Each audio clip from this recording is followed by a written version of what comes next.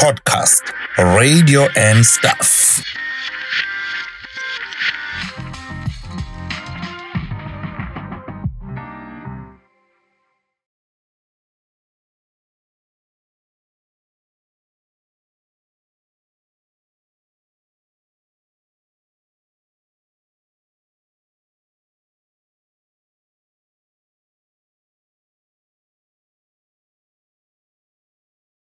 Hello everybody, welcome to this week's installment of Podcast Radio and Stuff. I'm Debego Kuluse. Unfortunately, Ntokozo couldn't join us today due to some family responsibilities, but I have an exciting guest. And in fact, when I say an exciting guest, that is an understatement. Today's guest is my mama's favorite DJ. I think Dino Bravo used to call himself your mama's favorite DJ. Literally, I have my mother's favorite DJ in studio with me. Before I give him an opportunity to introduce himself, I'll just remind you to subscribe, share, like, comment, and join as a member. To join as a member, you contribute only R9.99, and if you do that, you will contribute towards making this podcast better, and we'll give you more content that you like. So let's get started. We have our guest sitting right next to me, so excited, but I think the person that will be excited more than I am will be my mother. I'll give him an opportunity to introduce himself. Kuyintokozo sigibe la. Nakube ngekho intokozo sengisebenzisa igama la kaNtokozo. Ngiyathobeka kakhulu ukuthi nje ngithola isimemo la. Igama Msajero noma ngisho igama nje eliqondile. La Sempephweni ngumsa wenkosi. Okay. Msajero the icebreaker himself. Abanye bathi the black Italian. The black Italian. Yes, His Majesty Msajero the Great. That's all me. My mom loves you. Yeah. You know that, ne? I know, ke wangitshela before. Yeah, my mom loves your show. Yeah. Loves you. So, Mr. Chero, welcome, my good sir. Welcome. I'm really excited to have you. And Ntokozo is really sad that he couldn't make it. We're planning to uzofika for ishow namhlanje. Kodwa ke ngitshela ukuthi ngizomfica ngempela. Yeah. Kodwa ngoba nakho ke ukhona ke hayi. Siyaqhubeka. Suzobekezela nje. You know, I'm sorry if you only with me here. Suzobekezela, my good sir. Yeah, sengizobekeza bengizojabula na ukhona because ngiyazi ngithanda mabe ni together. Nino babili. Yeah. Yabona? Base kuba nokuphikisana lapha. Hayi no kahle Ntokozo. Akungene mina la. Yabona? Yeah. Next time. Yeah. Msa, yes. We've known each other, my good sir, I think since around 2009. Yes. Kodwa ngicabanga ukuthi sihlangana ukuqala namhlanje. Not really. Not really. In person? Yes. No, it's not the first time. Sahlangana ke? Uyakhumbula kunama auditions. Yes. eGagas. Yes. 2012. I met you ngale eBet Center eThekwini. Oh yes, I did attend those 2012, auditions. yes. Ngawa attend lawo auditions emajaji ngikhumbula kwakuleko. Yes. Ngafike nje ngathi ngabingelela ngithi ngiya-audition kwathiwa no thank you, bye. Yeah. Kwaphela kanjalo. Just like that? Yes, how did it go for you? Mina ngayibamba eNewcastle. Okay. Ngokuphela ngithi bese ngeke ngayibona leya sokhosini the previous year. Yabo ukuthi okay njengoba ijikeleza. Wena if uthi uzolinda kuze kuzofikwa la eThekwini. Yabona? No, ngibamba nyuka ngayibamba eFryhead. Okay. Yes. Ngayibamba eFryhead la iqala nje. Yeah. Hayi ngafika ngayishaya. Wadlulela to the next stage? Yeah. Oh nice. Yes. Wahamba kwaphelela laphi for you? Ngaphela ku top 5. Oh wow, really? Yes, yeah, kwiGagas. Oh nice, very nice. Yeah. You see, I've got someone that is really talented on radio. Msajero, welcome to it, my good sir. I'm so excited to have you here. Thank you. Really excited. Yeah. Man, mina sengikwazi ngikwazela kwizwi lomzansi. Yeah. Okusho ukuthi I mean we've been doing ungaze kuvele ngikhona. Yes, ngoze uvele ukhona kwizwi lomzansi. Then makufika the new kid in the block iVibe FM. Then it happened ukuthi ke ngilalele ngibe umlaleli weVibe FM. Yes. Then I fell in love with your style. Yes, I know you used to inbox me. Yes. You really enjoyed my show. Not only inboxes, even comments, just general comments. Yes. I know ukuthi abanye abasakazi they don't do this, but I used to do. No. Yes. I'm a witness. Yeah. Wow, comment angimini impela. Yeah. And I really appreciated that. Ngoba ngangimusha mina eradioweni and ukuthola abasakazi asebenza radio for a very long time. Yeah. You know befaka lawo ma comments, get encourage, akusho ukuthi I'm doing something right. Yeah, kumele uba encourage, especially mangabe uzozwa i-potential kulowo muntu kwelo. Yeah. Then you can tell ukuthi this person is gonna go places. Yeah. Yes. No, thanks for that. Yeah. Wakwayenza radio before Izwi Lomzansi noma Izwi Lomzansi kwaku radio station yakhe yokuqala wayisebenzela? Kube i-radio station yami yokuqala ukuthi ngisebenzele. But kodwa ngeke ngayithola i-training before. Okay. Radio. So that was ne station wakuthiwa ikhonza nathi. Okay. Leso stage sashada negagas lobunye kwase kuphuma iKNI. Yes. Okay, so wakukhonza nathi. Ngangibikhonza nathi. Then mase kufomisheka lo mshado wekhonza nathi negagas lobunye ngabe sengiyagabheka ngenxa yenkolo yabo. Oh, okay. Kwakudingala abakholiwe. Nami ngikholiwe.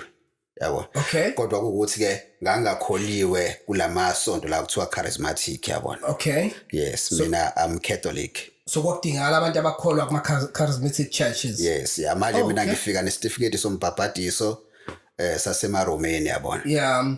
Kwase ukuthi ke ngigabheka ngaleyo kwathiwa kusafale ngikholwe. Angakholwa mabe ngiyiRome. Wow. Wow. Yeah. So bonke abasakazi abagcinwa abantu abakholwayo and abakholwa emabandleni athize. Yes. Kodwa mawukholwa uyiChristian nawe kodwa mawuphuma kuma traditional kumele churches. Specifically ube born again Christian mangabe uzoba ingxenye yakho. Wow. Yes. Wow, okay. Yeah. That I didn't know. Yeah. Now Izwi Lomzansi ujoyina ngamuphi unyaka? Izwi Lomzansi ngijoyine ngo 2008. It was April 3. Yeah. Yeah, ngiqala nje kwakumgqibelo. Emoyeni. Emoyeni. I was a newsreader ke mangiqala. Oh, okay. Yeah. Wangena as a newsreader but before wawumsakazo ngale emakholweni. Ngangitrainwa nje umsakazi ojwayelekile. Nakhona ngeke ngizothi singase ngithole extensive training yabona. Yeah. Ngoba phela sasingekho istage emoyeni. Yeah. Sasiya nje ngaleso sikhathi. Sile botazile leso stage leso yabona. Yeah. Kwenzeka kanjani ukuthi ungene as a newsreader? Ngangade ngivele ngifuna ukuba umsakazi. It happened ukuthi kube khona i-workshop kwiZwi Lomzansi and ngangihlupha kakhulu ngihlupha umphathi station Mr V. Okay. Yeah, ubut video wasengazi nange voice mabe ngifona. Yabo. Yeah, Mr V uvela Xulu. Yes. Oh, yeah. Okay. Ewesengazi nange voice mabe ngifona. Yeah. Ngoba wanginikeza ngahlangana naye SABC ngacela number yakhe wangigaya futhi number yakhe. Sure. Yabona? Ngalo ngimhlupha ke ngifuna umtshela ukuthi hayi no ngifuna ukusakaza lapha kwiZwi Lomzansi. Yabo. Futhi ke angiseseyintwana ke yabo. Umuntu esayivelela esikoleni. Yeah. Yabo. Ngihlupha neZwi Lomzansi ke lingekho on air like full time. Mangabe likhona ukuthi izolasta mhlambe kokunye 5 days. Okay. Kodwa wakujoleke ukuthi kube 30 days. Yeah. Yabona. Oh, bake sothola event licenses. Yeah, event licenses. Okay. Kwase ukuthi ke ngo 2006 ngiyayisebenzela vele esilungwini. Izwi Lomzansi la ithola license I know ukuthi dala ngo 2002. Yeah. Yes, mali ithola ngo 2002 kanye nabombokodo. Yabona. Yeah. Bese kuba khona ama issues kukhona esinye stage sangapha eFRLM esasiphucwe ifrequency u98.0 yabo le ku frequencies Lomzansi. Yes, sasifaka iinterdict ukuthi Izwi Lomzansi ngeke ukwazi ukusakaza kule frequency. Oh. Yeah, kwase kuba na court ne issue ke yayise high court eMaritzburg. Yes. Yeah. Yeah. Then ke mali training mangiyithola ngo kwakuzokuba ne broadcast yango 2006 ngo December. Yeah, that's when I first met Uma Fresh nabo Simza esasinabo ngaleso sikhathi. Yabona. Simza shows. Okay. Yamazi. No, ngicela usho Simpiwe Dlamini. Oh, okay, Simza Simpiwe shows. Yes, okay. Yes, yeah. Masi mangabe ke itholakala ke le license mase kuba ukuthi ke bazo train aqala abantu bazazo apply ukuthi bayithole for December. Yes, ngo June mase beqala lama workshop yabona. Yeah. Cabanga wethu kuvela leli thuba leli ngiyasebenza ngiyafunda futhi eUnisa yabona. Yeah. Emsebenzini kade ngithatha study leave so bhala ama exam. Yeah. Yabona.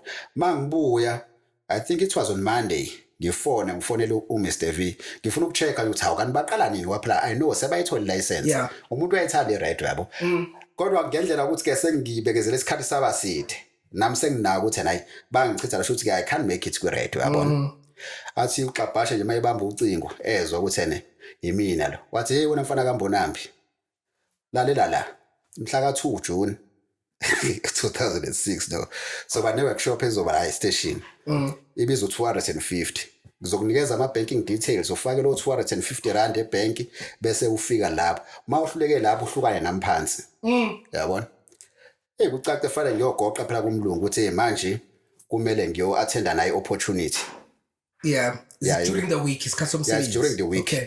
And izothatha 2 weeks yabona ayangivumeleke umlungu hayi ngiwuthathe for lo 2 weeks attend le workshop hayi grand ingapheli futhi ngesikhathi izingenele esontweni lesithathu iphele ngolwesithathu the following week yabo fanele futhi ngifone umlungu ukuthi manje sisophazamisa kasizoqeda manje sesoqeda phakathi nesonto elizayo ukuze ngikwazi ukubuyela emsebenzini yeah and that was that mayiphela ngibuyela emsebenzini ngasebenza only one day futhi sasebenza umsebenzi owodwa kalelo langa yabona saqeda ngabo 10 ekseni aye egodukele wathi ama short time emsebenzini kwathiwa nifaka ama short time okay yeah phela lo mlungu lo wayekade ngithathe vele ngikhipha mina efemini ukuthi ke la uzongimentorisha ukuthi ke ngibe electrician okay futhi fale ngihambe ngiyofunda lento ekagesi ngibe namaphepha afanele yes yeah manje mabe sengiqala manje ngimhlupha kanje uthi mina kuyena ke mase ngimfonela ngimconfront wangiyamfonela akayibamba ingcingo zami ngize ngimsendele SMS ayiphenduleke SMS athi I know wena ngiyabona we are too busy yabona I cannot survive with you fa ngithola umuntu ozokuba consistent ozohlala khona njalo ma sacrifices owenzile for a race yes yeah ayicala usesihlukene kanjalo ke fale ngizame ezinye indlela zokuphila because angafiki phela eredweni then ke yangithi bekuyi June lapho strain yes okay ufike ke uNovember ngokwayizoqala ibroadcast late November ngisakhumbula idate okay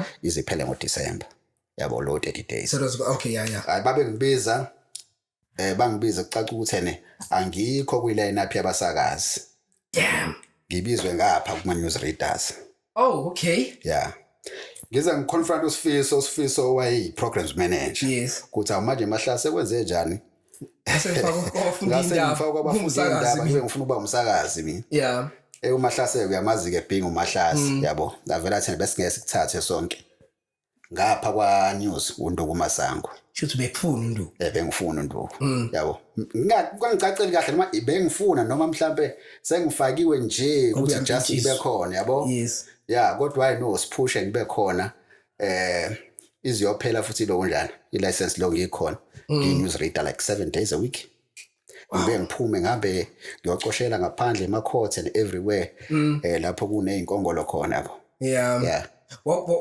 waba news for how long throughout that broadcast ka 30 days event leyo it was an event license yes then ke siphume ke emoyeni ke umsakazo uziyoqala ngo 2007 it was on the 1st of August and I was busy working elsewhere yabona ngize ngikwazi ukujoina umsakazo sengiresignile ngapha ngibuyele khona emsakazweni ngo2008 ke manje ngo-April 3 lo ngoshilo April 3 2008 namhlanje u2024 November so how many years 16 years that's a very long time yeah angithanda ukukhuluma ngendaba ngijwayele ukuyibhedi number yeah I've been there ever since yeah that's a very long 2008 then 2018 bengiqeda 10 years so balake 2018 to now so that's 6 years how has that been for you ukuhlala kwizwi lomzansi for such a long time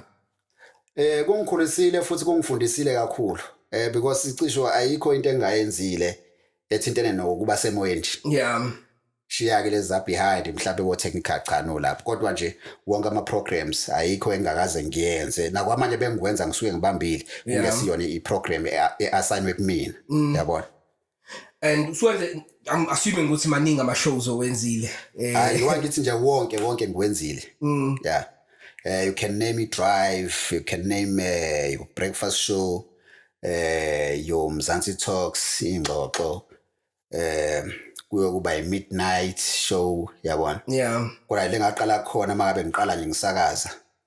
Ngaqala ngiyobamba it was August unyaka lo ngaqala ngawo 2008. Ngiyobamba u12 to 3 ebusuku. Yeah. Yes. Lapho ngiyobamba kwagula uSiphiwe Mchunu.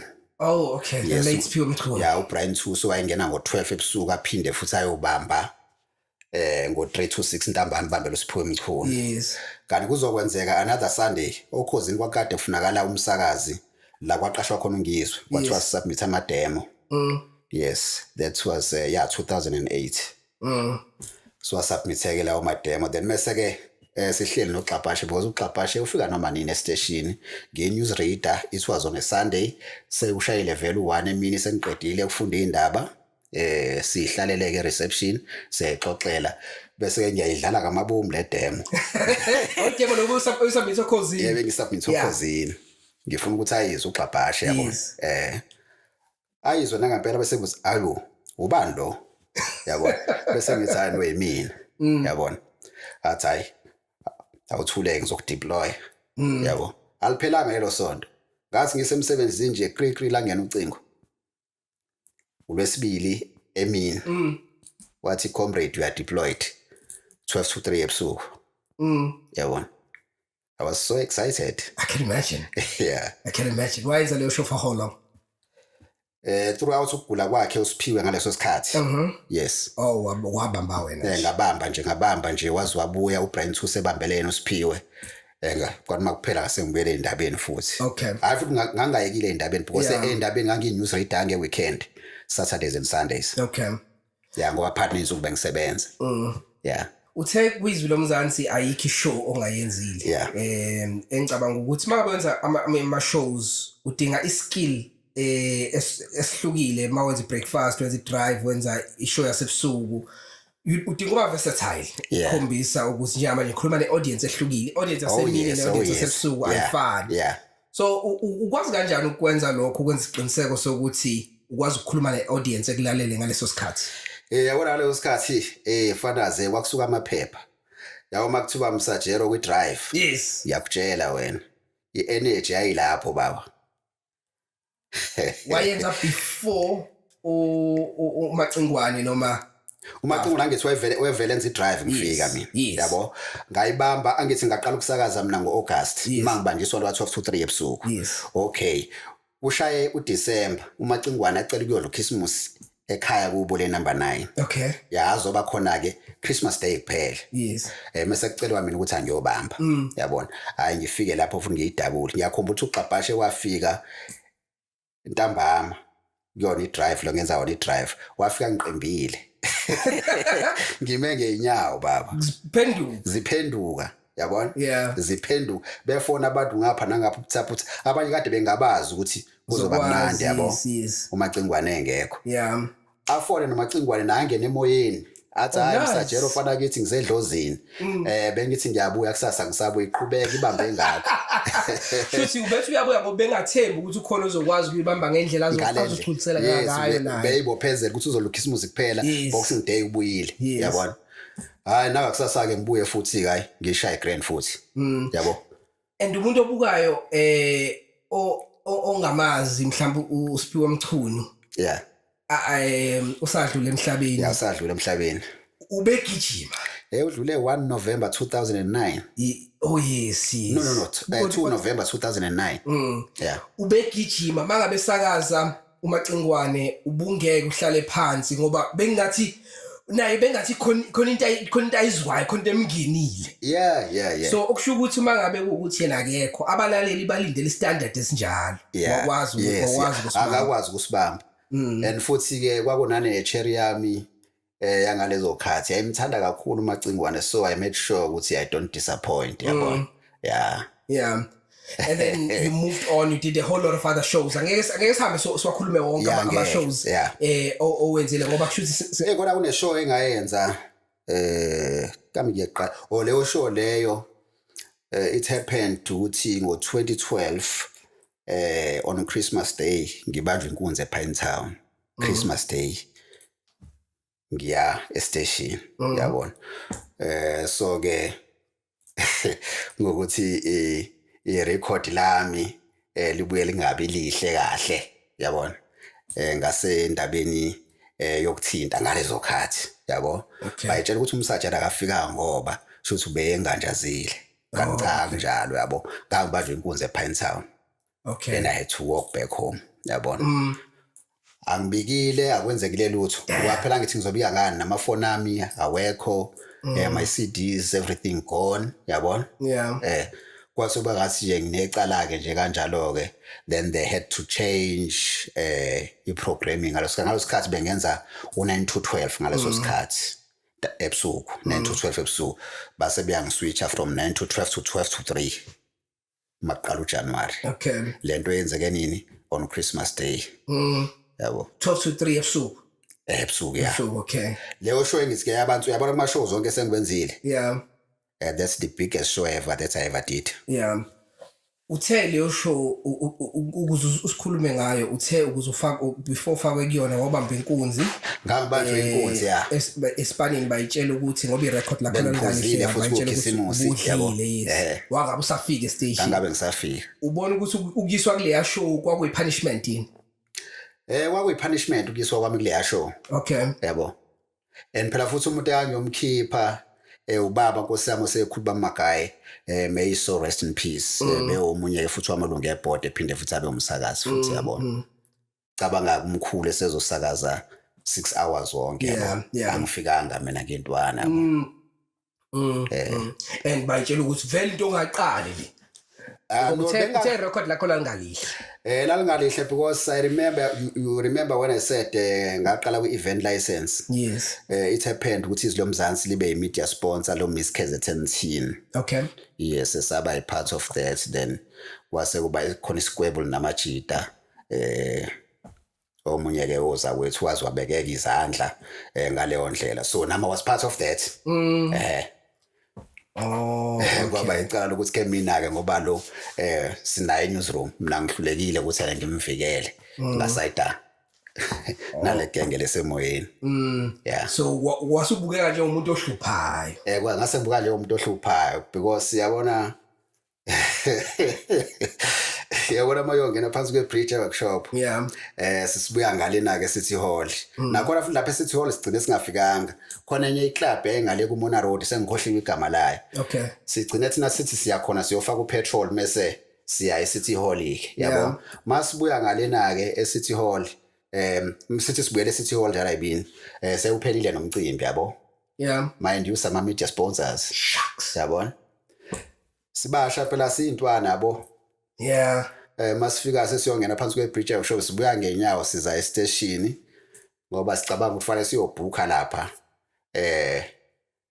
kwakuyiFormula 1 kuqala sekuyiSun 1 manje sihambe siyolala khona umngane nami Makhanya vele unenyuku uphethe like how much 7,000 sokwazi ukulala lapha yabo so mase ke kubangwe yazi into engubala kanjani nje futhi yabanga yabo indaba nje neshibi phakathi kwesinye isikhathi iyamosha uMakhanya umngane nami ucishelwe ifoni mayicishile ifoni then wazama ukuyivula kwaze kwaba 3 times yablock ifoni yakhe aqale kumina athi icela ngimboleke ifoni afonele kwa Vodacom avula ifoni yabona amesebujat no uyazi mina ngisebenzisa MTN abesecela ukhomanisi yabo ukhomanisi usebenzisa uVodacom anqaba ukhomanisi saqala lapho ke isigwebo waliwe then magisi yalamula ngihluleke ngibele eceleni ngisi ngiyachama yabo avela azodlula phambi kwami phambi komchamo wami achamele manje istory lisathi nje ngichamele ukhomanisi so shuthi namacala ngisha ukhomanisi ngazi ngamchamela yabo ngahluleka futhi ukumvikela koza kwethu so nicabana nama colleagues anile lapha yana asayanga futhi lapha ngithi ku-event eCity Hall yabona sigcine thina siphelela ngale yabo it was myself Siphiwe Mchunu Siboniso Makhanya uKK nayo sasina newsroom uyena uBongani Mdletshe ukhomanisi and who else kodwa sasu 7 those were the good times because you guys were young yes and maninga amaphutha sonke sawenza ebuncaneni bethu and I necessary ngoba sasifunda ukuba ithina and isikhathi leso okumele wenze ngaso lawo maphutha ngoba namhlanje masenze nje amaphutha njengalawo ayakusalindele hayi sengaba umuzi ingenwe yini akusalindelekile manje ngeza amaphutha afana lawo so kwaba isikhathi esidlulayo leso so kubalekile ukudlula kuleso sikhathi sokwenza amaphutha njengalawo ngoba yabona mawusuke ungahluphanga empilweni usuzohlupha sumdala kusafana ngabe khona sophila impilo eqondile so kumele ba understand mina bangihlupha ukuthi ngoba ngihluphanga ngisemncane awuhluphanga ben angihluphanga mina mfethu hlobo hayi ungabusaqala angihluphanga mhlambe ngizoshawa i-midlife crisis much later in life angazi ukuthi noma hayi thina sahlupha too much wasibekezelela wethu Mr V yabo where we are namhlanje uMr V usibekezelele yabo wesisikhathi mayisuke xoxa nje nathi ixoxela kumnandi kuhle ngoba phela usebenza ngeopen door police office lakhe athi kwesisikhathi uyahlala buka incwadi zethu sixolisa yabo nami ngibhalela incwadi masenxolisa kwathiwa ucelwa nje kuthiwa hambe ubhala incwadi yokuxolisa abanye ke bebhala nesingisi esiphukileke yabona ke into enjalo yathi wawona lo kuyamhlekisa nimeze ebhorekile nje uvula le drawer le yana uyifundele lezi incwadi lezi I wonder if like Dlamini unazo imine zami incwadi mina ngaze ngayibhala ukuxolisa kodwa ngangibhala manje like Dlamini nje umphathi wevibe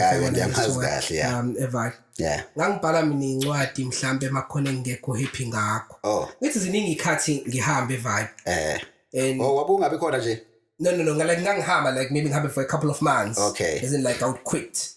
Because I'm unhappy about something. Maybe it would be a year or years or whatever the case might be. So nabe emncaneni bami mhlambe mina engangikwenza ukuba impatient. Nongayitolerate into engavumelani nayo. Ngangakwazi ukufela ngaphakathi. So ngangishiya phansi bese ngibhala incwadi ke ngihambise kubona phansi. Iziphi mhlawumbe izinto ongekho satisfied ngazo? Ezaze ngakujabulisa enye yazo nje.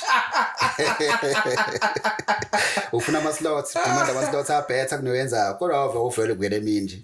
No ngangingena emini. Ziningi izinto mfethu mangabe nisebenze ningabi happy ngazo. Like mhlawumbe ukulethelwa another colleague kuthi uzosebenza naye eteamini. Angikaze ngibe nenkinga nalokho. Hayi angaze ngibe nenkinga no-co-host angaze ngibe nenkinga no-co-host angaze ngihambe ngenxa zo-co-host mhlawumbe ngenza ukuthi ishow ngisakhumbula ezinye zezizathu but ibona lephathelene ne-treatment mhlawumbe ubona ukuthi angikuthokozeli lokho i-unfair yes ngicabanga ukuthi ku-unfair wena sasisele ubungane nathi ngalezo ikhathi angisakhumbula ayikho ngangimention specifically ukuthi lokho okwenzeka ngaleso sikhathi no seriously akukho ngangimention specifically kwase singezwa kuyena ulakhe usengasho mayihambe ufunda incwadi ukuthi yini le engangimention ezayidala ukuthi ngihamba but sibuyele kuwena futhi kuyizulu lomzansi ngizofisa ukuthi sibuyele sikhulume ngokuhlala kwakho nje kwi-community radio sector for such a long time.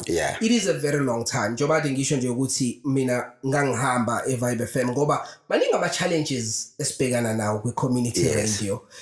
And as umuntu uyakhula, ufuna ukuqala impilo, ufuna ukuba nomndeni, kumele uqale ube nama-assets. Ukhombise na ukuthi phela uyasebenza uyavuka every day. So ngizobuyela lapha ekubhekeni ukuthi uhlala kangaka kwi-community radio sector, what has that done for you personally? But before we get to that, I want to go back a little bit to your upbringing. Yes. I-influence ye-radio, ingena kanjani kwi-upbringing yakho? Talk to us about your upbringing. Mina ngikhule ekhaya, ngihlale kakhulu komalume, ngisakhula ngisafunda isikole. Ngoba bathe komalume vele mina ikhula ezingane yakhona ngoba nami mina uma ngiyakhumbula ukukhula engitshela ukuthi uma wakho lo yabona ngoba singagula ngimncane ngino 3 months ngahlala esibhedlela mhlawumbe like 3 months kanti mangibuya wasethi ukhula ayino akangithathi ngizohlala kuyena yabo so ngakhula mina uma wami kwaku uanti olanyomasho uthi izibulo likakhulu okay yes ngakhula ngazi ukuthi uyena kuma kodwa ngimbona lo ma-oledi lo mayidlula laphana ekhaya ngithi sekhaya phela komalume yabo njalo mangabe sibingelele uthi wemsa yabona noma edlule yabona adlule lo mama sixake mayingene mhlawumbe siyingane sodwa yabo angene uyophaka amabhodi siyakubuzi lo mama lo nabo msifike zithi lo mama kunomama wangaphezulu odlule la yabo ngoba komalume kusehlanzeni then ekhaya ngaphezulu enkangala yabo kanti uzohamba khambeke vele ke sengithanda ukuthi nami ngibona bone izinto kodwa ngasifunda isikole ngabe sengitshela ukhulu ukuthi hayi no uma wakho lo yabo bese ngiyaqala futhi ngiba nokuvakashiswa ke ekhaya ke njalo wait just to make sure ngiya understand kahle yeah. So ukhulu wazala uma wakho wakutholela ekhaya no akangithola sevele mina ekhaya ngowesibili ngitholela emshadweni yes wabuya wena waza komalume ngabuya ngazokhulela komalume ekhaya ikambonambi ekhaya kambonambi komalume ekagcwadi okay sengizwa kahle wabuya wazokhulela komalume kodwa uma esele ekhaya yes okay abe nokudlula ke medlula ke lena ngicheckeke umuntu oyehambela ke uyidayisela koBhambayi imfino njalo izinto ababeyidayisa angizazi zonke yabo mase ngingenile futhi esikoleni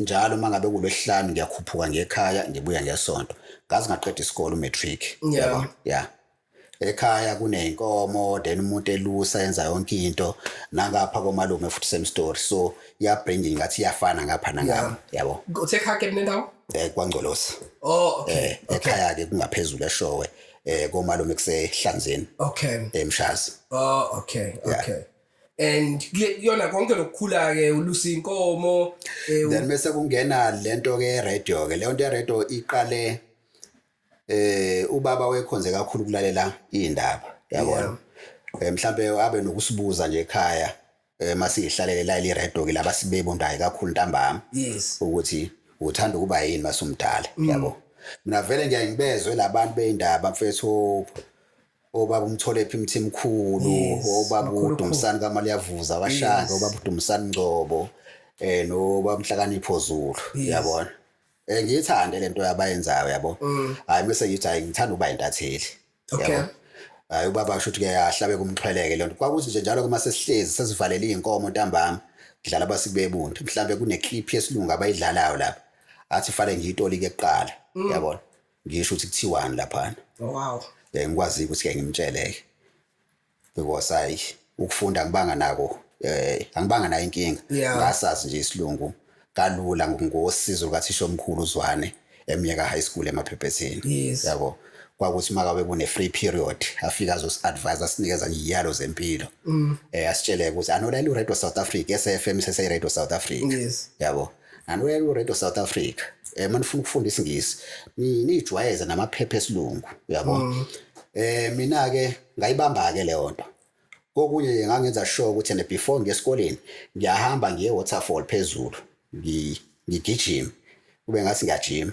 ngiyothenga iphepha phezulu ewaterfall lesilungu ngangithola ukuthenga iSowetan ngithenge namabhuku ebhola kwangisiza kakhulu ukuthi ngikwazi ukufunda isilungu ngibe fluent nasesilungwini nase dictionary ukubamba i-pronunciation yegama i-dictionary yangisebenzisa ine phonetics yabo so ngibambe lapha pronounce kanjani igama because there was no Google then Google yakwazi ukusiza manje ukwazi ukuthi ne-YouTube ukuthi uzopronounce kanjani igama so from the time uthi baba ngifisa ukuba intatheli wajabula ke naye ekufundisa indaba wajabula ukusupporta ngalokho wangisupporta ngalokho kodwa kuthe ngaleso sikhashana ukhosini kwafika lentwana leyayishisa be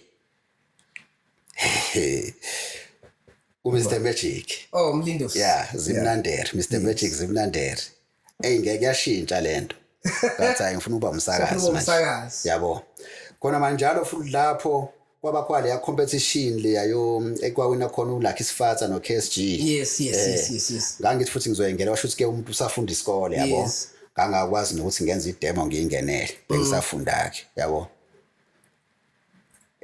ngayithanda kakhulu isho ka Mr Magic ngoba Mr Magic yakhe remember eqala wayengena ngolwesine nolwesihlanu ebusuku ngo12 to 5 uthola ukuthi ngizolala early hayi nokuthi u-early ngoba ngizolala after istory lesi sango 9 ebusuku esingena emva kwendaba ka9 ebusuku then ngo12:05 bese ngivukile ngilala uMr Magic nakhona ulayela ngomtshontsha yabona uthatha iradio umbatha naye ngubeni kanje awunawo phela nama headset ukuthi uyilayele ingazwakali yabo wayulala ngoJoji ngoba kumele ngabulele kumele ngabe esikoleni kumele ngabe kusasa. plus phela futhi nebhetri angithi Oh yes, yes. waqoza ukufika ugesi emakhaya yaphela nebhetri yabalela ngayistory yeah and uthando lwakho le radio uthando lami le radio ke lakhula ke then baqala no KSG bese ngamthanda kakhulu KSG kodwa into yadala ukuthi ngithande kakhulu KSG kwaba ukuthi uLinda Sibiya ngaleso sikhathi wayengekho khosini nakhona leyo nto ngicabanga ukuthi ngaba omunye abantu abambalwa ababa ne privilege bayithola ukuthi wayengekho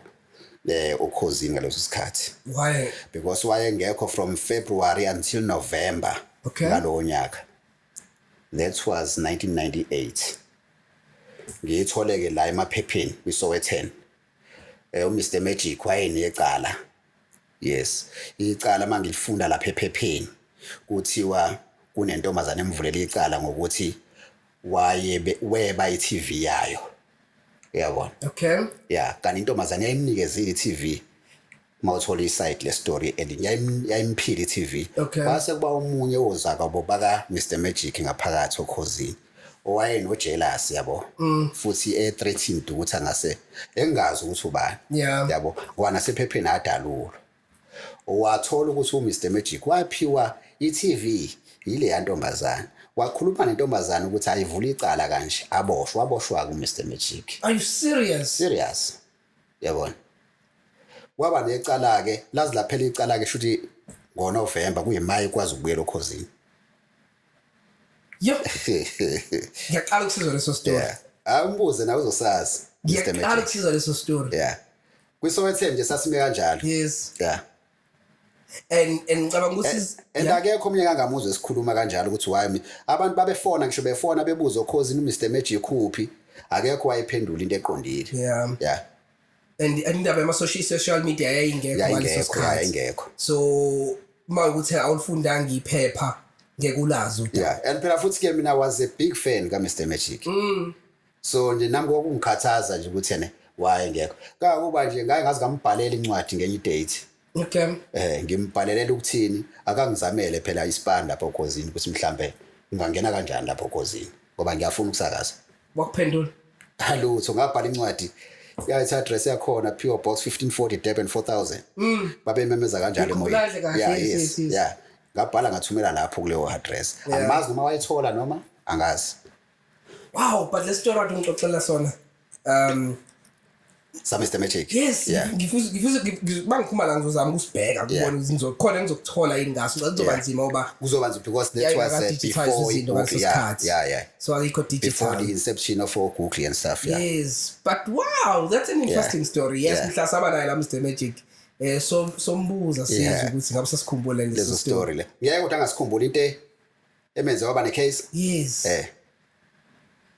Wow. Yeah. Futhi kade aqala kuba nalezi inkinga ngaphakathi ngoba siyazi ukuthi later on you know waze wamkhipha futhi zona le ipolitiki yangaphakathi akukho ukuthi wasephelelwe isikhathi noma italent ngoba ipolitiki nje yangaphakathi. Kwafika namajita like Alex Mthiyane. I fell so much in love with Alex Mthiyane. Enza international top 10 okhosini esuka kwa news.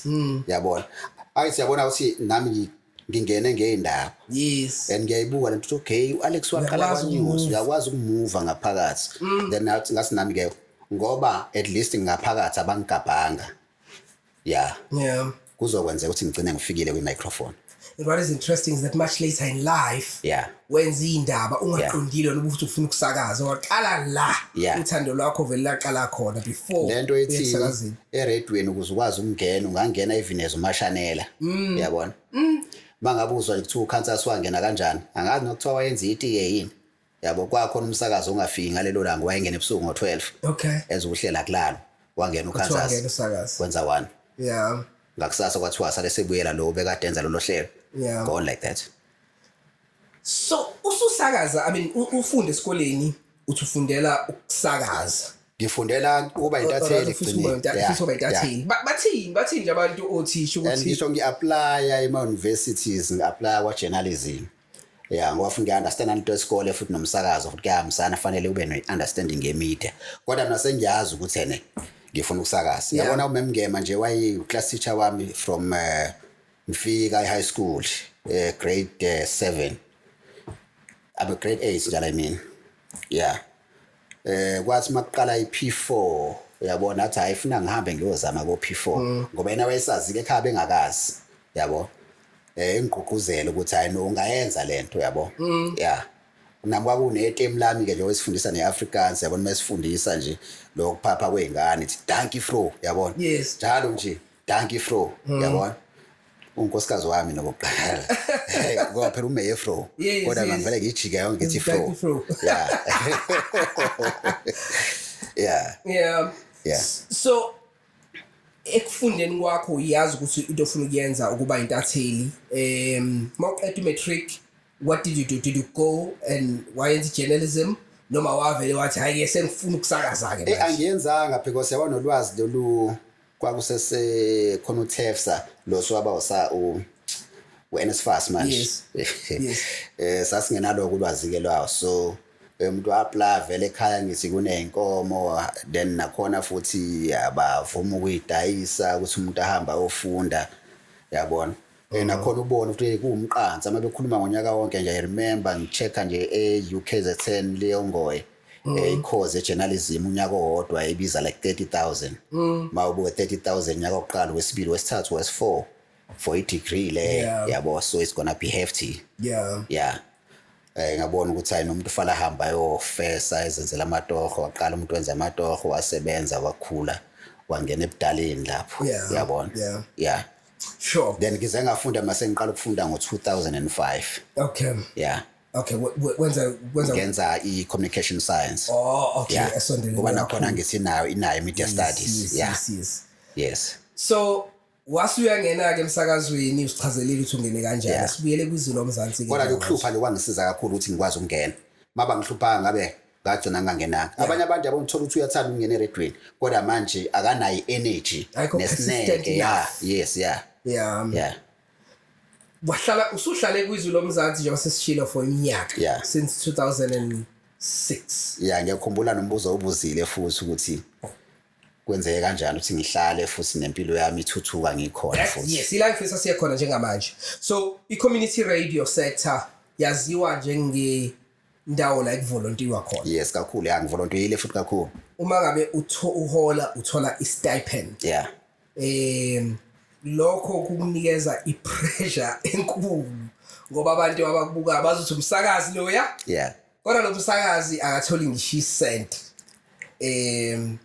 talk to us about that ukuthi uyasakaza uvolunteerile because waqala sa volunteer ngempela bevolunteer kokunye uthola ukuthi uthola igig somewhere efalwe MC yakhona uthi mawuthi uyabheka lapha na iwardrobe yakho ayikho into ekahle ozoyiqoka lapha ugcine mhlawumbe uyigabhile leyo event kuba busy kodwa futhi manje inemali uyabona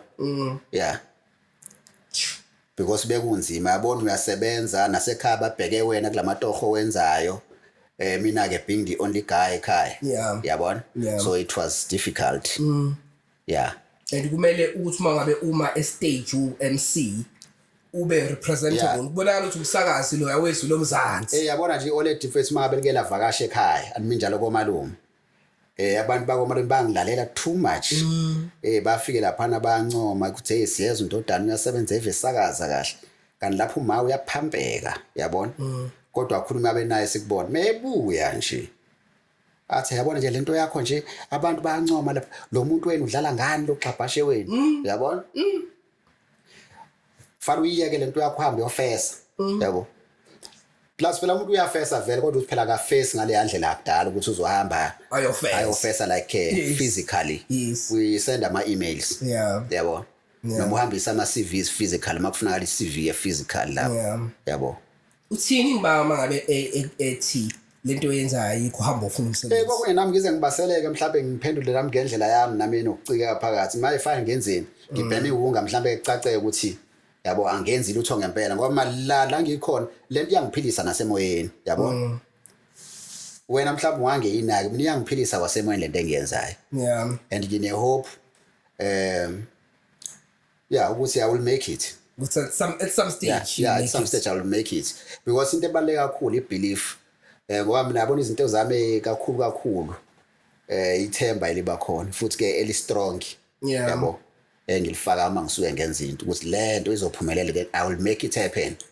Yeah, that is why even we parting short yami ever since I started the radio I always say I believe tomorrow I'll be a better version of myself. Nice. Yeah. Nice. Yeah.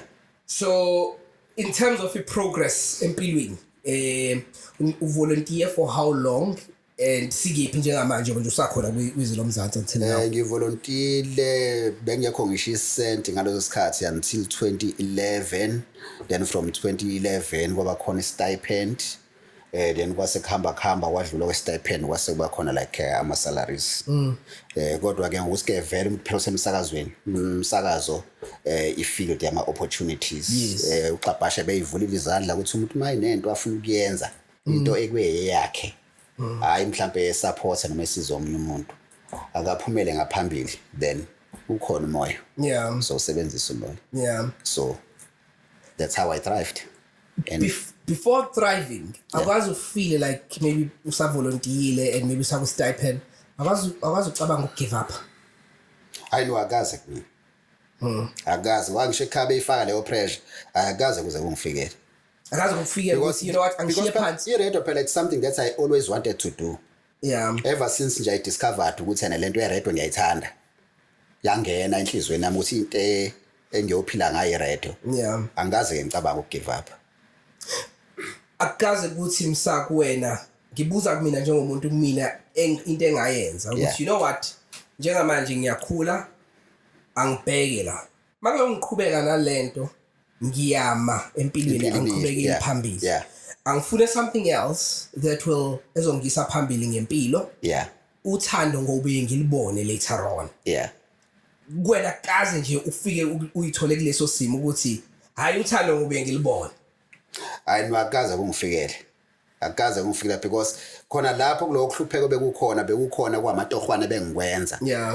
Because bethetha umama ngaleyo nto ngibuze kuyena ukuthi okay ngokuya kwami eredweni ngiye ngimhluphe ngani ngimhluphe mhlawumbe ngezimali zokugibela noma nani manithi ngiyeke yabona.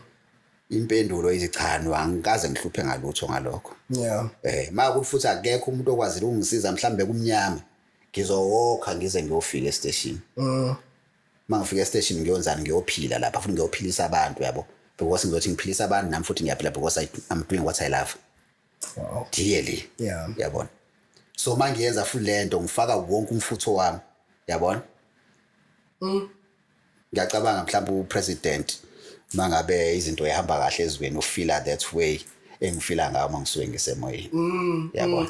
And umuntu ongakaze abe semoyeni noma onganalo uthando lomsakazo will never understand ukuthi uma ngabe usemoyeni nanoma bekuthiwa khona because we're in control, you feel in control of everything. Yes. Yabona. Nawuthiwa khona into engahambi kahle empilweni yakho you forget about it. Yes. It works just like this. The moment you turn on the mic everything's okay. Yabona mangilo umsakazi mina futhi on sick tune yabona. Ngisho kuthiwa mhlawumbe kade ngixabana nawe manje ungithuka and stuff yabona. The moment ngingena lapha ngadlala le yasick tune yami le yabona iyaphela yonke leyo. So you sorted. Lapho ke mhlawumbe umama ekhaya uyacasuka ukuthi uyamuzwa uyajabula uyahleka uyagigitheka nalowo muntu kade ngicasula uyagigitheka uhappy kodwa mina ngidiniwe. Yes usele yedwa lapho then mangiphuma ke sengokubona kokunye ke okuyoqhamuka yabo. That's radio for you. You said you got to a point where you started earning a salary and now you are thriving. How does it get to that point while we community radio? Maybe asiqale sibuke izwi lomzansi. Angazi uzophendula umbuzo uma ukuthi uyaphenduleka or uma ukuthi akwazi ukungena kona, that's fine. But how does izwi lomzansi do it? Ukwazi ukukhokhela abasakazi balo ama salaries. Whereas sina ma community radio stations amaningi eSouth Africa angakwazi ngisho ukukhokhela abasakazi isenti leli. What is long as it's paid salaries? Lento iqala kwi management ukuthi umsakazi ube ne management right uphinde futhi ngenhla kwawo ube ne administration right. Abantu abane vision. Because mangabe ungenayo vision angeke uzokwazi ukudrive lapho yabona. Ngoba angizuzolo kunjalo lahlekelwa abasakazi ngoba akabatholi lutho. Then ne brand yakho le ayizukhula naye. kodwa ukuze labantu bakwazi ukukhulisa le brand fanele nawe ubenze bajabule. So ke nami ngasho ngithi ke abaphathi bomsakazo badlala elikhulu iqhaza nangokuvula izandla bathi mangabe ninezinto eningayiphusha zenu register your own company upusha into zakho. So now I did that, so ngase ngiphumelele. Yeah. So inkinga kwethu abanye abaningi they are doing that as well. Yes, we had a chat with the Stressless. Yes. I think ngomunye wama guest wethu okuqala wesibili. But early stages of the podcast. Yeah, ngayibona interview yakhe. He said the exact same thing. Yeah. He said the exact same thing. Yeah. So Mr. Xulu is doing something right neteam yakhe Yes. Yeah. Asithemba ukuthi nabanye abaphathi bemsakazo abangaholili bazo they'll take a leaf out of this. Yes. Yeah. But mina into engixakayo ukuthi bane forum. Yeah. Abahlala kuyo. Yes, KZN Community Radio Hub. Yes. Yeah. Abahlala kuyo. National, yeah. Yes, college national. Yeah. Akusobeliswana yini, akuxoxiswana yini ukuthi hayi baba awuzami ukwenza kanjeni ukuze nawe ube kuleli zinga ngoba ngicabanga ukuthi ikhona ambalo ama community radio stations esiwaziyo athrivayo njengezulu lomzansi because izulu lomzansi is thriving not only ngokuthi libaholela abasazi balo but even with numbers. Okusho ukuthi izulu lomzansi is doing something right. And uma ngabe ukuthi istaff si happy abantu bajabula abantu abasebenzelayo bazokulethela those numbers bazonikeza ama results. Yes, ngoba it's not like yonke into efika la salary noma imali igcina kuwena ezomphathi noma stage. Kodwa iyakwazi nokubhekelela abasebenzi abanye futhi. Jozi FM same thing. Tigerberg Thriving, yes. Thriving. So akuxoxiswana inlana mangabe behleli babaphathi. Angeke ize ngazi izinto abayixoxayo lapho baxoxa ngani. Kodwa mhlambe khona ke ezinye izinto singesizazi thina. Kodwa hayi lokho we've never been there kuleyo hub. Abacobelelana. Doesn't look like it. Yeah. Doesn't look like bacobelelana ngolwazi. Yeah. Ayasithemba ukuthi bazocobelelana ngolwazi. Yabona okunye ngeke ngakwenza yabona umuntu ekhulela le radio. I thought mina iMetro FM abelunga abasakaza khona. I remember nje the first time ngivula it was with drive I was doing standard 6. Ukhona uED Zondi. I thought how kunomlungu akaZondi. Yabona kumuntu engakwazi ngoba ukhuluma isingisi. Ukhuluma isingisi. Yabona ukuhlukanisa umuntu okhuluma isingisi nomlungu wazi ukuthi nje ayiyafana lento. Ithi I know abelungu labani. Yes, Glenn Lewis. Yes. Yabona. Bambo Johnson. Yeah, Bambo Johnson. Yabona. Just abelungu laba yabona. Just nice. Yeah. Ngayithanda nalendlela abenza ngayo futhi I fell in love with the English radio through iloko njani Metro FM yabona. Ngabalandela nje kakhulu. Yabona kuze khamba kuyofika like manje abantu angibezwa ukukhulunywa ngabo kuthiwa babegqilaza kwi Radio Pop. Odin Sekhale Mkhotsi yabona. Ngo 2018-19 elapha Metro FM I know these are the legends. Yabona. Yeah. Now, those people are legends. I recently watched an interview. Fresh. He was interviewing. What is this guy's name? White Pete with Y. And they were talking about those people but basically talking about the days of Radio Pop. Also interviewed Fresh. I mean not Fresh. Glenn Lewis. Yes, Did you watch the interview? Glenn Lewis, yeah. Beautiful. And mabubuka lawo ma interviews in fact akhombisa ukuthi radio has come a long way. A long way. It has come a long way. Let me check with uKotlwana. Ngimzwe ngathi uthi seshawa isikhathi. Kotlwana seshawa isikhathi. Okay. So we have to move towards wrapping up before Kotlwana sibulala. Bengisakhuluma ngeMetro FM. Yes. Mangikhuluma ngeMetro FM then it happened ukuthi ngilalele ishow kaWilson Bhinkosi it was on a Sunday and ngangivakashe eKyle Sentuzuma kwama summer holidays festive. Akhipha inamba yakhe ekhuluma ngeWilson Bhinkosi Communications ngiyithathe le for sure yakhe le number le Wilson Bhinkosi Communications ayinaye ngibe nokumhlupha ngimfonele alibanga ucingo sixoxe futhi yabona hayi kube grand nje angichushise lapha nalapho uthi ungenza lokhu nalokhu ngokwezifundo na ngiyakhumbula ambhalela futhi SMS sendele SMS ngithene akangizami yabona ngifuna nje ukwenza noma yini kodwa nje ine radio phakathi ngale kwalokho ngizoyibulala kodwa wona ukuyibulala impilo nami hayi into engasazenzeka angangisho womshaka emotional blackmail manipulate emotional blackmail right yabo abangazange ngiphendule lapho kodwa I know ukuthi I receive SMS wow yabo uthi umuntu uvela kude naye yeah no uphusha le radio yeah and uthando lwakho le radio is deep njengoba ngisho nje kali siqala before siqala episode ngisekuhlwana you've watched almost every episode khona isonto la singadrophanga khona episode wena kuphela umuntu owathi mina EP episode ngisho kanje yes EP episode akapha ngiyabona phela ngiphushe episode ya previous weekend yabo ukuthi why ingekho mase ngiyayibuka ngithi mhlawumbe part 2 kanti cha no akubona it's the same thing the same thing yabona yeah lo thando mabona manje radio ke istate eksona masikhuluma nje nge-radio in general sesisondele emaphethelweni what are your thoughts ngiyangizwa abanye bethi radio is in shambles yangasekupheleni no i-radio is not gonna go anywhere i-radio will always be there because inesikhala sayo kubantu and i-radio ine authority into oyizwe eredweni uyayithemba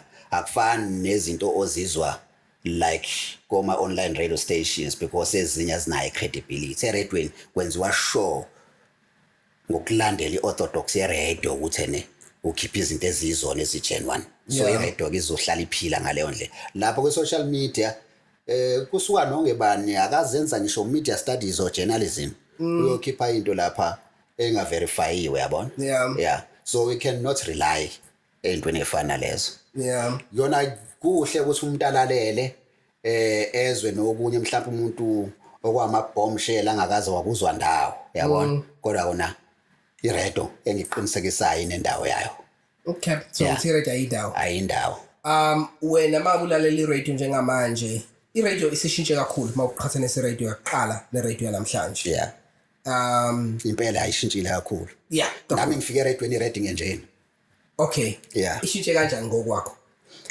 into yokuqala ishintshile kube nalento eliminate abasakazi that are fast paced and noisy okay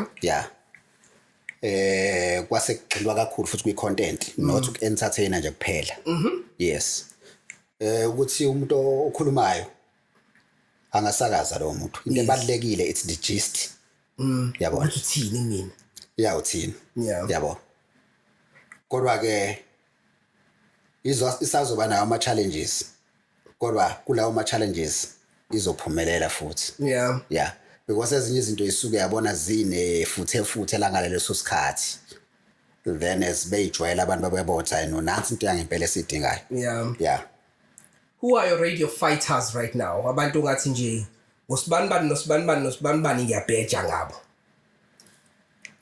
nakuba ngingasayilaleli iradio like before because yabona amaqala phambilini phela ngisanda kufika nama ngafika eredweni ayikho radio station bengayilaleli bengilalela everything futhi nga-analyze ngendlela yami yabona yabona nje I can tell you ukuthi uFelix is gonna stay with us kwi-radio for a long time to come. There were rumors ukuthi uyahamba kwiGagas. Mehamba kwiGagas futhi angabe hambe kahle mangabe ya eMetro FM. Okay. Nakhona wona futhi mengezoya kulesa slot ababemkhomba kusona ebusuku u9 to 12 yabo. Mhlawumbe bamnikeza noma 12 to 3. To start off with. But lo umuntu we-breakfast show lo wana. Because uphethe wonke ama element. Yabona. Before uqhubeka, don't you think sometimes ama radio stations ake athathe umsakazi like Mount Land Felix and the breakfast umisa kwi-metro yomfanga ngo-12 ebusuku bamthathe ewi-prime and then the prime time besibemise ebusuku ngoba naku bezama uku-eliminate i-competition ukuthi usimise kabi eThekwini lo so asikwazi penetrate eThekwini. It has nothing to do ngokuthi simdinga la kwi-stage kodwa sifuna ukuzama uku-eliminate uku-neutralize i-competition so somkhipha lapha kwi-breakfast simise ngo-12 ebusuku kuzophela ngeGagas noma ukushisa kweGagas ekseni. Yazi angaze ngibheke that way kodwa yabona futhi mangabe ukuthi ene isizathu ileso basuke bezama because phela ngithi usuke sewumbili umgodi then ngeke nabavale noma nganoma ubani bazofuna someone who will match the standard yabo and futhi ke ongezosimatch ozofuna ukuthi ayithathe to another level. Yeah.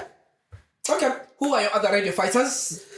There are quite a lot. There is this guy called Xola Dlwathi with KFM. Yes. Wenza ishow The Gist. Yes. 2 to 5 in the morning. And then ngithanda ngaye lo mjidi uyasebenza uyicorporate ushaw 925. Yeah. Wasebenza Metro Fiber. Yabona. Oh, okay. Aphinde futhi angene ngesonto same time as mine 3 to 6 ntambama. Yeah. Yabona. Yeah. Ngithanda nje ukuthi ene ubhanqe izinto eziningi esikhathi esisodwa aphinde enze nama event khona lapho. Yeah. Yabona. Yeah. Mangibuya ngiza la eThekwini. Umqo. Yeah. Stressless. Unomfutho wento ayenzayo. Yeah. Uyayimisela. Yabona umqo mangaxoxa istory sakhe. Kumqo ezongena emsakazweni. Wengihlupha lo mqo. Wengihlupha umqo. Yazi wasuggesta ukuthi ene ngivula itopic isikhulume ngama challenges okuzama ukungena kwi radio ngqongqoza ngalungi. Ayi ngayilalela hayi ngathi ayikulungile hoza yabona. Uphethe ne demo yakhe yabona. Uyasebenza KFC lapha eMtshebheni yabo. Ayafike futhi hayi siyenze lo nje mase ngidlala idemo yakhe emoyeni ngithabalalele abamrate ukuthi bezwane yabo. Yeah. Ayi bathi hayi ngeke hayi number 1 yabo. Kana umqo uzosuka enze njani futhi. Yena aharasa uXabhasha edem fonela ukuthi ene sifuna lo umsakazi lo wayenomsajero ngedate ethile. Kufana yena kufona mabe ngesiyena abantu bakhe abangani bakhe emndeni wakhe. Kanti sisibona noXabhasha ngibuza wemsajero ubani wawunaye ebusuku uzodlala idemo yakhe eredweni ngedate angitshela ngisho idate what man yabo ngithi umqo omunye umfana waseNandi ethi umqo emakhaya kubongapha kaDumisa yabo bathi yabona ke manje ngihlushwa abantu manje abantu bafuna lo mfana manje ngizomthatha yabona umqo nje ulapha eredweni kwase kuthi ke kuzoba nama audition emsakazweni eSidobuzansi akwa news nakhona ngangiphume ekseni ngishaya ishow The Lasting Effects ngiyibeka Friday ngifike ngiyilalele ke ekhaya mase uthi ntambama awumase ngiyezwa kudlala leyo promo leyo mase ngivele ngiyamfonela ngithi hey ndoda kunama auditions station next week Friday kukwena ukuthi uyeza yini noma cha yabona walova ngisho emsebenzini weza wafike wawina lapho wangena nayo as a news reader waqala waba i-sport presenter enza ama bulletins e-sports bamfaka nawo bemfaka kwa news. Wow. Kwayake wasethola ke nayo ishow 12 to 3 ebusuku. He didn't tell us the story. Ngeke uzuzazi zonke izinto. Kwaphela nesikhathi sincane yabona. Ngeke futhi kuyaza ukukhuluma zonke izinto. Nangokuhlwana esijahile. Nangokuhlwana lapho esijahile. Then okugcina ngizokutshela ngawo uMagayi. Yabo ubheka icelo wezimaskandi. Yes. uMagayi we-TV. Yes. uMagayi kame wathi ingane nengane. Storm is over. The storm is over. Yeah. Yabona ngilayela iZidobuzansi. Vele sengikhona ngiyasebenza, ngiyasakaza ngisenza neindaba same time. Yes. Kwakune show enziwa ubabuduma kude ngomgqibelo ekseni. Yeah. Eintathakusa. Afo kwakufonwa ke lapha nakukhonzelwana yabo kukhona ezihloko ezidiscusswayo. Angimuzwa mangena emsakazweni ne-energy angena ngayo. Ngithi hayi no man. Umsakazi lo yabo. Ngithi hayi ngizofika emsakazweni ngizomfuna lo mshida lo yabona. Mase ukuthi mase ngingene ngomsombuluko ngishale show Monday to Wednesday. Yeah, ngangibiza The Lasting Effects 3 to 6 in the morning. Yeah. Ngishayile show mase ukuthi ngabo past 4 mase ngizama ukuqondisa nezikhathi lezi angena ngaze ekhonze emoyeni yabo anokudiscussa leso sihloko mase ngithi umuntu owazi ubheka umuntu okuthi ubheka icele ngoba ukhona umunye ubheka icele wakaSindi uMayibuti angisho lo khona ongene ngomgqibelo ekseni kuba buduma kude ngicela ukuthi angithinte yabona. Wow. Kwathi kushawa 6 ekseni weseme lapha ewindini. Wow. Angimazi noma ngiphuma wathi awufethu umsajero ngizwile uthi uyangifuna ya imina lo ubheka icele bese ngiyamchushisa ukuthi mangabe ufuna ukungena eredweni akuzokuba ile ndlela mhlawumbe azama ukuyiveza la yokufona yabo abe umlaleli ngwasogcina sim-identify as umlaleli akenzeka nje athumela amademo yabona kuzawulunga sinaye namhlanje Yasakaza namhlanje sesimase simbone ngumabona nakumabona Wow, no, that's beautiful. Those are beautiful stories, my guy. Those are beautiful stories. Let's wrap up. Ukutlwano angazasibulala. You mentioned, I mentioned what you love this podcast. You've watched almost, if not all, the episodes that we've had. Yeah. What is your favorite episode that we've had? Kamakhosi Khoza. Yeah, top stage. Everyone's favorite. Got JD Mdu last week. Oh, okay. Yes, I loved it. Got Achimajola. It was a beautiful episode, eh? Yes. Naiphi mhlampe that comes close. So far, angayimention leyo futhi ngoba uthe masixoxa off air ukuthi inezinto. No, you can mention this. Babuthemkosi Ngopho. Yeah, the one that we have to take down. Yes. We had to take that one down. Yeah, kwakunama bombshells lapha amaningi yabona. Ngokusebenza nje kamasipala, corruption ekhona and all that yabo. Yeah. Umuntu wafunda quite a lot. Yeah. Okay, no, yes. My good sir, thank you so much for coming through. Singasawazanga ukucover konke due to time constraint. Then akukho esingakwenza bekusesekuningi besengakhuluma iradio mfethu akuphele. Yeah, ngeke iziphele. Kodwa ngingathanda nje ukuthi ngiqinise ikakhulukazi igenge esathanda ukungena kwiradio ukuthi akulula ukungena kwiradio. Kumele uhluphe njengenkwethu.